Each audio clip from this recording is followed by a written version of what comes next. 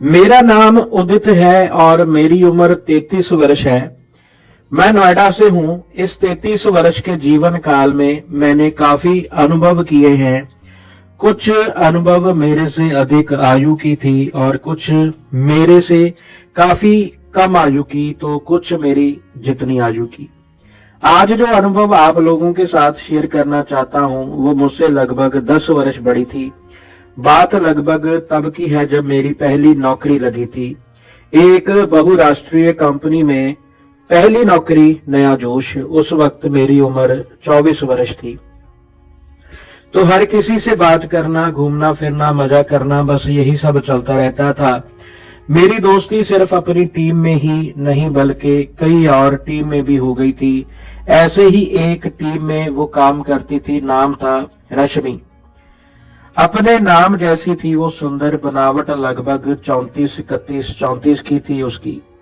थोड़ी सांवली थी वो, ज्यादा किसी से बात नहीं करती थी। मेरी उसकी टीम में काफी लोगों से पहचान थी, तो मैं वहां जाता आता रहता था, तो धीरे धीरे हमारी भी बातें होने लगी।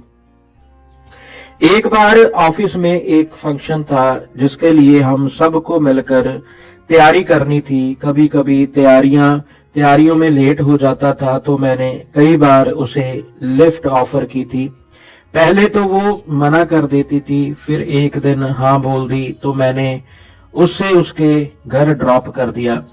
उसके बाद हमारी मैसेज से भी बात शुरू हो गई। फिर हम लंच टाइम में भी एक साथ बैठकर खाना खाने लगे। अब हमारे बीच काफी बातें होने लगी। बातों बातों में उसने बताया कि कैसे उसकी शादी हुई। उसके पति का अपना बिजनेस था। शादी के वक्त बिजनेस काफी अच्छा था, पर बाद में उसमें थोड़ा घाटा होने लगा, तो पति को हर वक्त बिजनेस का ख्याल रहने लगा, जिसकी वजह से उन दोनों के बीच थोड़ी दूरियां हो गईं। उनका एक 2 साल का बच्चा भी है। साथ तो रहते थे लेकिन उनमें ज्यादा बात नहीं होती थी। मैं भी उसका मन हल्का करने के लिए उससे बोल देता था कि तुम इतनी हॉट हो, किसका मन करेगा तुमसे सिर्फ बात करने का। तो वो मुझे बड़े प्यार और नॉटी बोलती थी। एक दिन लंच टाइम में लंच करते वक्त मैंने उसके लाए खाने की तारीफ की, तो उसने एकदम से बोला, इस शनिवार तुम मेरे घर आ रहे हो लंच करने। मैंने कहा ठीक है, पर तुम्हारा पति मेरी पिटाई तो नहीं करेगा? तो वो बोली, ऐसा कुछ नहीं है पगले। फिर शनिवार को मैं उसके दिए टाइम पर उसके घर पहुंच गया। मैंने एक चॉकलेट भी ले ली उसके बेबी के लिए। घर पहुंचकर थोड़ी देर उसके बेबी के साथ खेला, फिर उसने बेबी को सुला दिया। उसके बाद हमने साथ बैठकर खाना खाया। मैंने जब उसके पति के बारे में पूछा तो उसने बताया कि उनको बिजनेस के किसी काम से अभी थोड़ी देर पहले जाना पड़ा। खाना खाकर हम टीवी देखने लगे, तो वो थोड़ी देर बाद कॉफी बनाकर ले आई। कॉफी पी ही रहे थे कि पावर कट हो गया और उसके घर का इन्वर्टर भी खराब हो गया था। एक हफ्ते पहले तो रिपेयर के लिए गया हुआ था। उसने उस वक्त घर की थोड़ी ढीली सी टी शर्ट और शॉर्ट पहना हुआ था। पावर कट की वजह से काफी गर्मी हो गई थी, तो मैंने ऐसे ही मजाक में उसकी गर्दन पर हल्की सी फूंक मार दी, तो उसने एक अजीब सी नजर से मुझे देखा। मैंने एक बार और वैसा ही किया, तो उसकी सांस तेज हो गई। मैंने माहौल को हल्का करने के लिए उसके हाथ में अपना हाथ दे दिया और बोला, कितनी गर्मी हो गई है? उसने बहुत हल्की सी आवाज में कहा, हाँ काफी गर्मी है। मैंने उसके कंधे पर अपना सर रख दिया, तो वो बोली, उदित आग को हवा मत दो।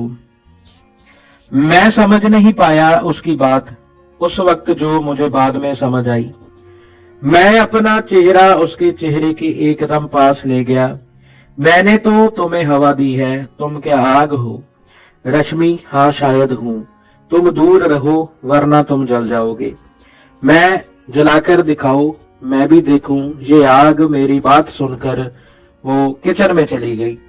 मैं उसे पीछे किचन में गया और उसको बाहों में भर लिया। उसके मुंह से उफ निकल गया और उसकी सांसें काफी तेज हो गई। मैंने उसकी गर्दन पर किया तो वो बोली, प्लीज उदित, ये सब नहीं, ये सब सही नहीं है। मैंने उसकी किसी बात पर ध्यान नहीं दिया और उसके साथ खूब प्यार भरी हरकतें करने लगा। अब वो भी मेरा साथ देने लगी थी। मैं साफ साफ महसूस कर रहा था कि वो भी अब तैयार हो गई थी खेलने के लिए। उसका भी शायद मन कर रहा था कि वो करने के लिए। और कुछ ही देर में उसने अपना हाथ अंदर ले जाकर कबूतर को पकड़ लिया और उसे पुचकारने लगी। मुझे उसके इस रूप को देखकर काफी हैरानी हुई। वो बोली, मुझे ऐसा ही करना पसंद है और अब कई साल बाद आज मैं अपनी इच्छा वाला काम करना चाहती हूँ। इसलिए मैंने तुमसे कहा था कि आग को हवा मत दो। फिर वो सोफे पर लेट गई और मुझसे बोली कि चलो अब जल्दी से शुरू करते हैं। वो मुझसे उत्तेजना भरी आवाज में बोली, अब प्लीज जल्दी से काम शुरू करते हैं। मैंने भी समय को ना गवाते हुए क्रिकेट खेलना शुरू कर दिया। वो भी मेरी बखूबी साथ दे रही थी। मैं तो उसके इस जोश को देखकर हैरान हो रहा था। मैं आउट होने ही वाला था कि हिलते जुलते हुए ठाकुरों को देखकर मैं जोश से भर गया और मैं एक बार फिर से करने लगा। अगले 10-12 मिनट की खेल के बाद हम दोनों जड़ गए। तब हम शांत हुए। वो बोली, मुझे काफी मजा आया और सुनो, ये हमारा संबंध सिर्फ हम दोनों के बीच ही रहना चाहिए, किसी को इस बारे में कुछ पता नहीं चलना चाहिए। मैं बोला, अरे यार, ये भी कोई कहने की बात हुई। तुम निश्चिंत रहो, ये बात सिर्फ हमारे बीच रहेगी, किसी को कानो कान खबर भी नहीं होगी। उसके बाद हमने इस मजेदार खेल का समापन किया। फिर मैं अपने घर आ गया। ऑफिस मैं उसे देखकर कोई नहीं कह सकता कि वो इस काम में इतनी माहिर हो सकती है।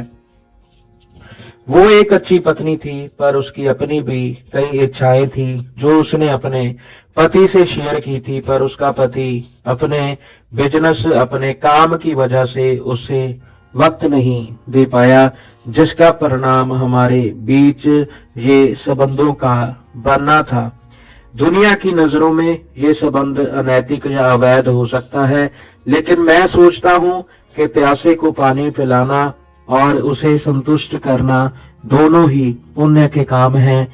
मैं जब तक उस कंपनी में रहा, हमारा साथ बना रहा, लेकिन ये बात मैं आज तक मानता हूँ कि वो वाले काम के प्रति जितना जोश उसमें था, उतना मैंने कभी किसी और लड़की, आंटी, भाभी में नहीं देखा। अब उम्र से साथ साथ उसके अंदर की इच्छाएं भी थोड़ी शांत हुई हैं और वो अपने परिवार में खुश है और हमारा वो प्यारा संबंध लगभग 5 साल रहा और काफी अच्छा और काफी गहरा रहा।